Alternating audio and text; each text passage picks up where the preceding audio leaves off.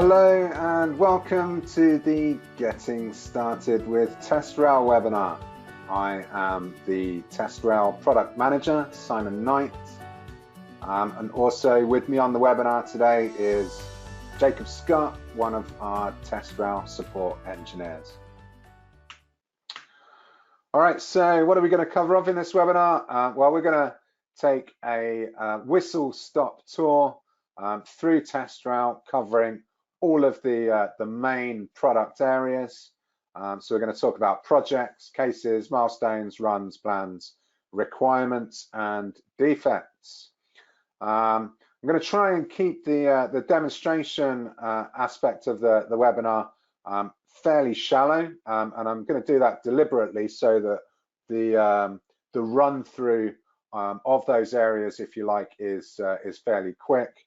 And so that we've got lots of time for Q&A at the end, and we can dig into some of the detail there based on the questions that we get asked.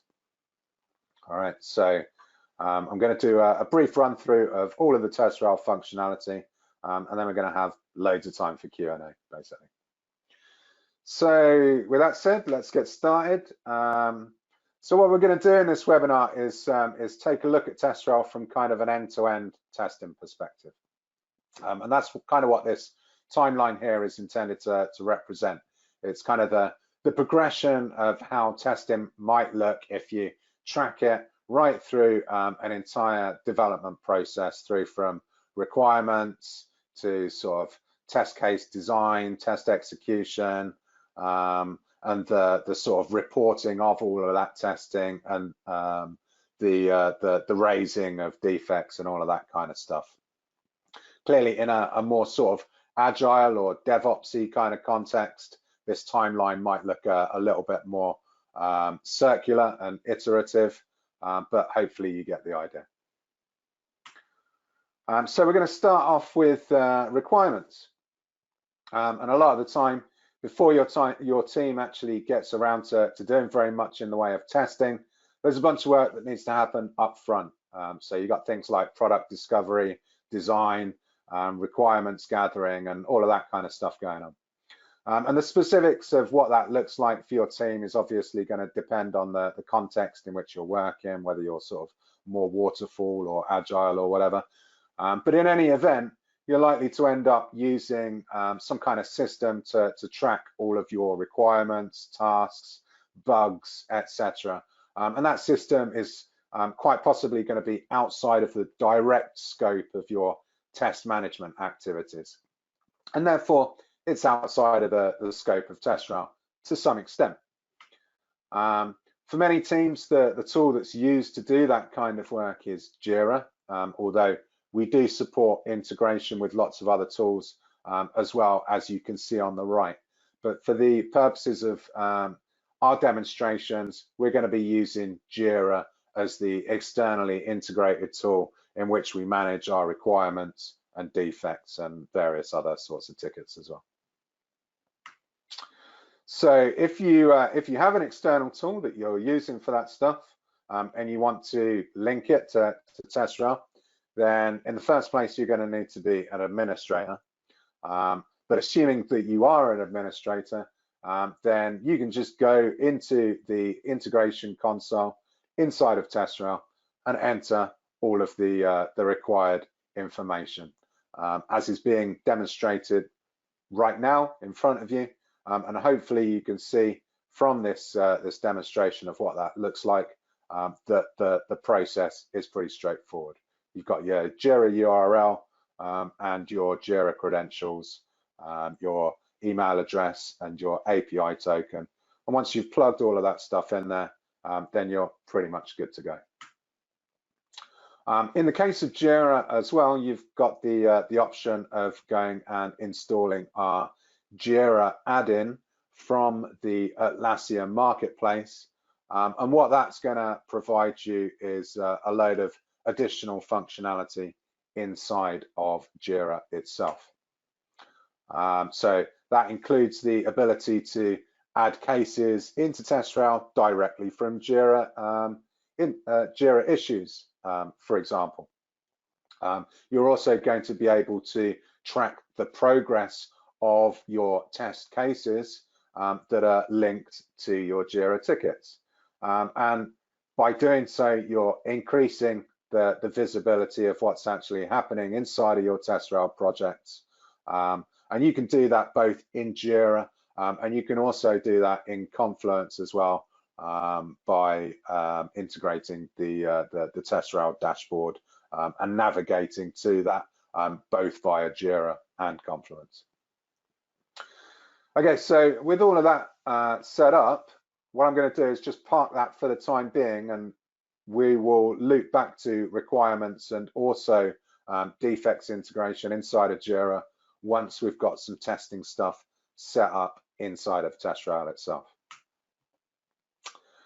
So we've moved on to projects now, and the first thing you'll see in TestRail after you've logged into your TestRail instance, assuming that you didn't land on some other page, in which case you'll get redirected back there, is the project dashboard page, which you can see right here. Out of the box, so when you first start up your TestRail instance, it's not going to have much in it. You need to create a project in order to get things started. So I'm just going to go ahead and create my first project now by clicking the Add Project button. So in TestRail, we use projects to store all of the testing information for specific projects or products. It's just a kind of logical divider to keep all of your information separate, kind of like folders on your PC. When you create a project in TestRail, you need to specify the project type. So for simplicity, I'm just going to stick with the single repository here, which puts all of my test cases in a single area, a single project. Generally, we recommend that most teams do likewise because it's the most straightforward approach.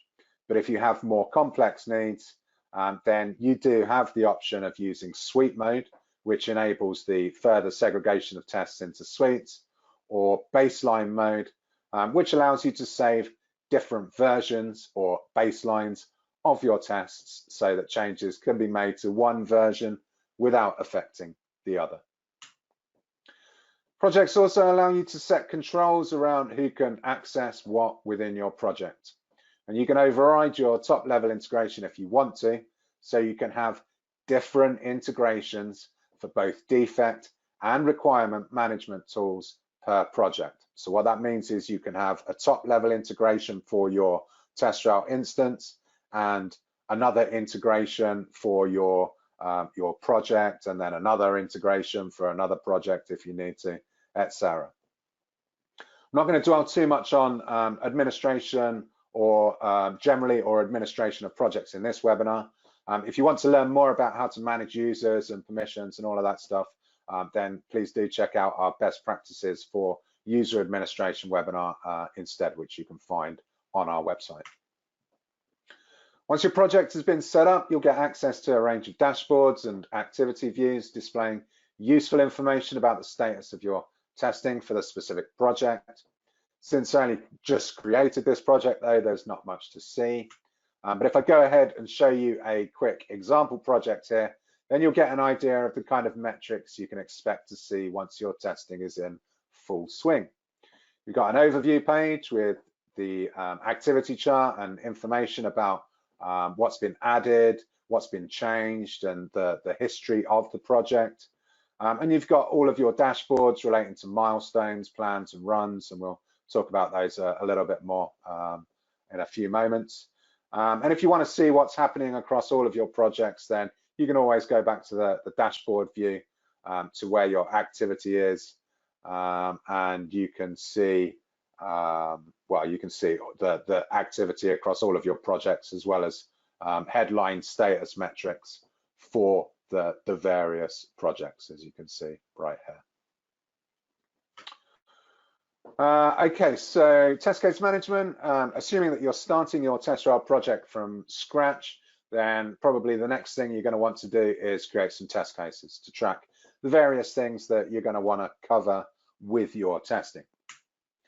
So we can go straight to the test cases view to start doing that, either in detail, as I'm showing you here. So we've got a detailed test case with the title, various parameters that you can use to further define, what needs to go into that test case and where it appears and all of that kind of stuff. And you've got your preconditions, your steps, and expected result there. So that's the detailed view. And you can also add test cases quickly in a kind of brainstorming fashion, as I'm doing here. Really, whichever works best for you.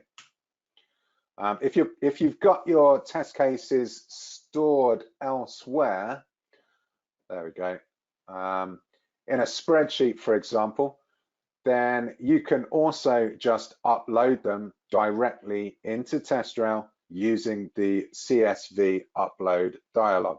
And what that's going to do is take you into this this wizard here that allows you to map the various columns of your CSV to the required fields inside of TestRail. And a lot of these are configurable based on how you actually want things set up.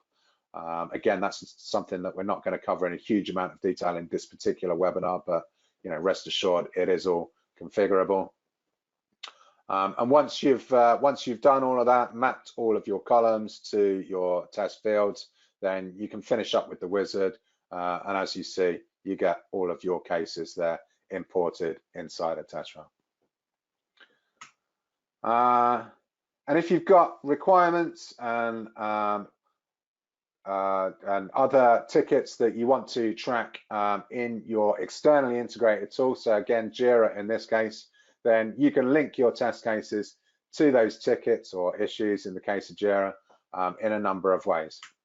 You can add a ticket to your tool directly using the TestRail add link, as is being shown here. So you click on the add link and it takes you straight into Jira. You can also add the reference directly into the test case references field, and that'll give you a link to the reference or the ticket inside of Jira, which you can then hover over and pull details directly from Jira or whatever other tool you've got integrated with TestRail. Or if you're using the Jira add-in, so that's downloadable from the Atlassian Marketplace, remember, then you can create test cases directly from your Jira ticket. So you can see there that I'm adding a test case directly from the Jira ticket. And that just takes me straight into TestRail, where I can add the title and then any other information, and I automatically get the reference to that ticket. Some other things to mention is that when you're viewing a test case that's got some change in execution history associated with it, there's a lot more information to see in the test cases area, and that includes what are we looking at right now? The tests and results. So whether the test case has been run by who and in which runs and what the results were. The defects tab shows any defects that have been identified and linked to the test case as a result of running it. And there's also the history tab, which is coming up right about now, I think. There we go, clicking on the history tab. Yeah, that just shows any changes made to the test case, when and by whom and all that kind of stuff. So runs and test execution. Okay, so once you've actually created your test cases inside of TestRail, you're going to want to run those test cases and actually start recording your results. And the way that we do that inside of TestRail is by including those test cases in a test run and then adding the results. So the way that we do that is by creating our test run and selecting which tests we want to include,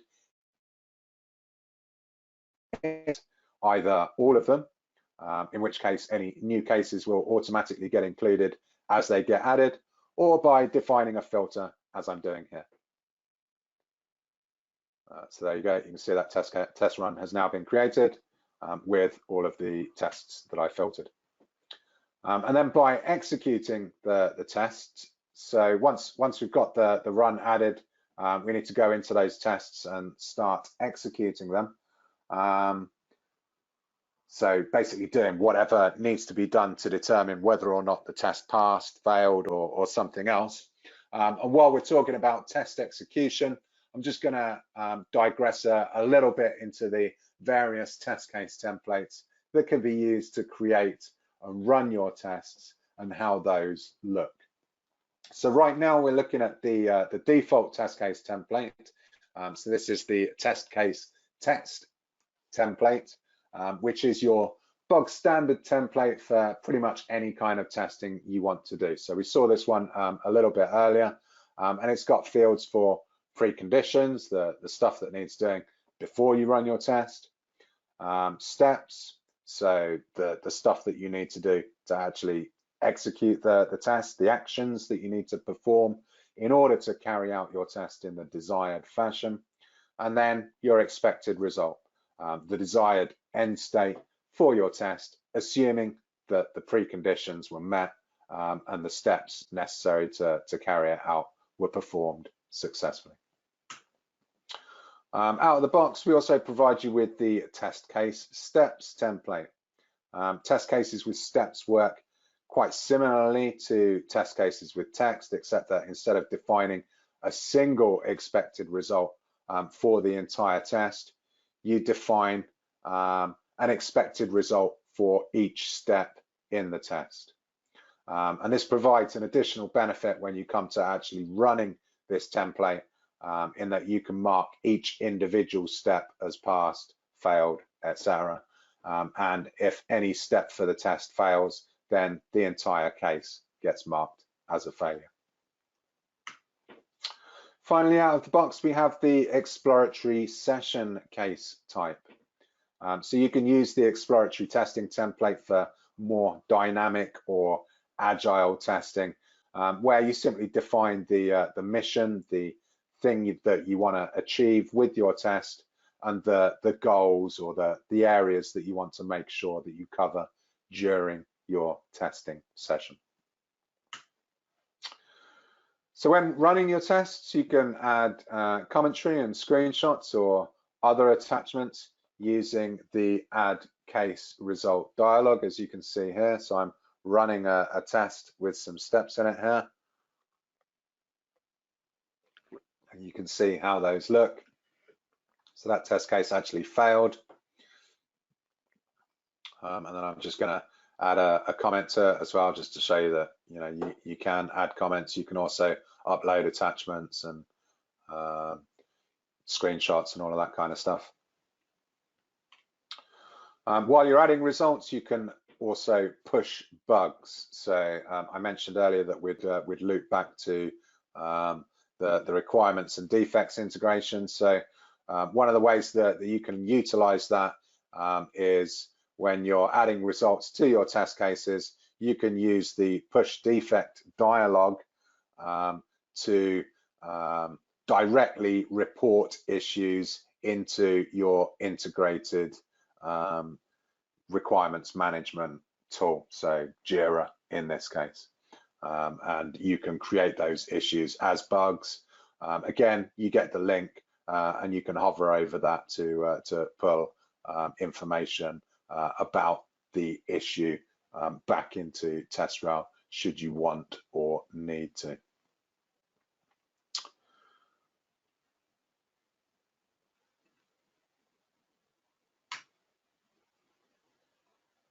And you can also use the add button to navigate directly to the tool and create a ticket using the native interface. So you can see that there. And just before we move on from the runs view, let's not forget all of the great metrics and information that you can find out about the state you're testing via the defects tab, which is going to give you information about what defects have been raised, linked to test cases, etc. The activity tab, which is going to show you what's changed, what's been updated by who, what progress you're making, and the progress tab itself, which has this nice little burn down chart showing you progress versus anticipated progress. Okay, so moving on from runs and test execution into plans and milestones. And if you want a higher level, more consolidated view of your testing, then you've got some further options. If you're a test manager or lead, you might want to organize your runs into plans and track progress across a number of runs simultaneously.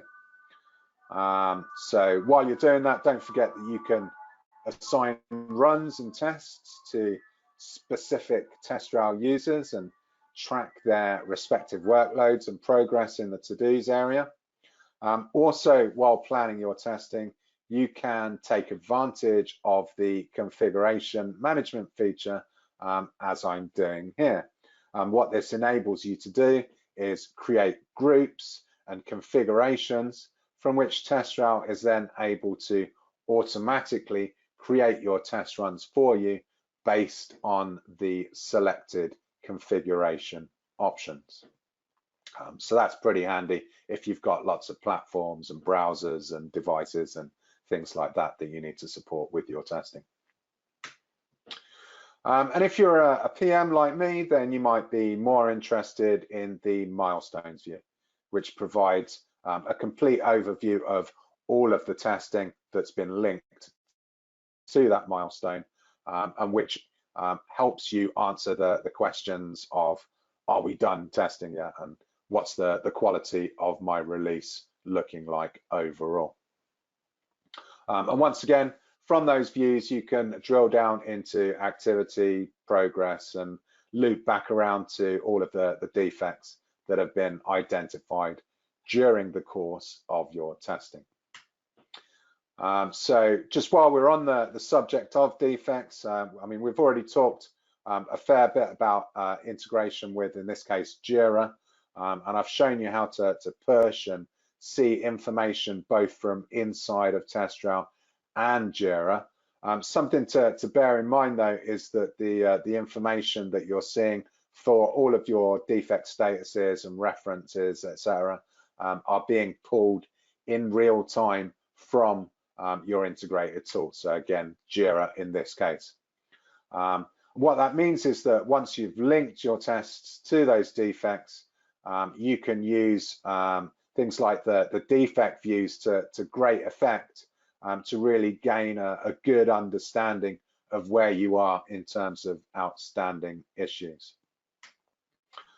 So you can see which tests in this view are associated with which defects. So we've got the test IDs here and the defect references here. And you can see from Jira, again, Jira in this case, what the status of those issues is in Jira. So whether it's open or resolved or some other status. Again, you can hover over the defect links and pull down a little bit more information about what it actually says inside of the ticket directly inside of TestRail if you want to, or clearly you can click on the links themselves and navigate to those issues inside of Jira or whatever other tool you've got integrated with TestRail. Okay, so I mentioned it was going to be a whistle-stop tour.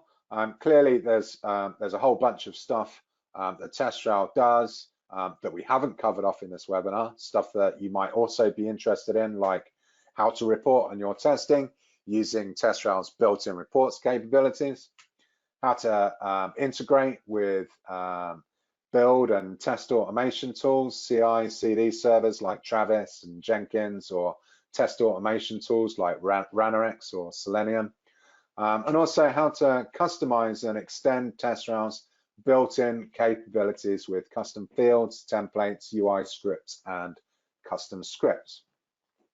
If you are interested in those things, then please do check out our webinar page, where we've had a fair number now of previous webinars covering that kind of content, and many more to come as well. So please do go and check out the webinars on webinar page on the TestRail website, and stay up to date with upcoming webinars and take a look at some of the past ones if you want to.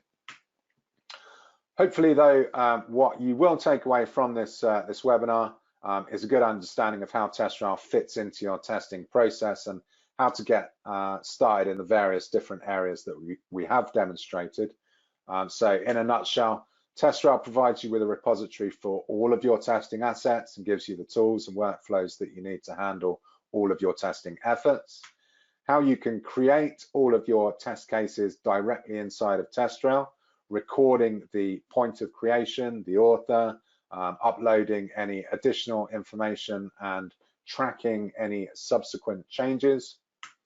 How, once you've defined your tests, you can organize your tests into runs and plans using whatever approach makes sense for your team and product, and how you can start to execute those tests once they're inside a TestRail, recording your results and uploading attachments and logs and screenshots and stuff like that to the test results themselves or as comments.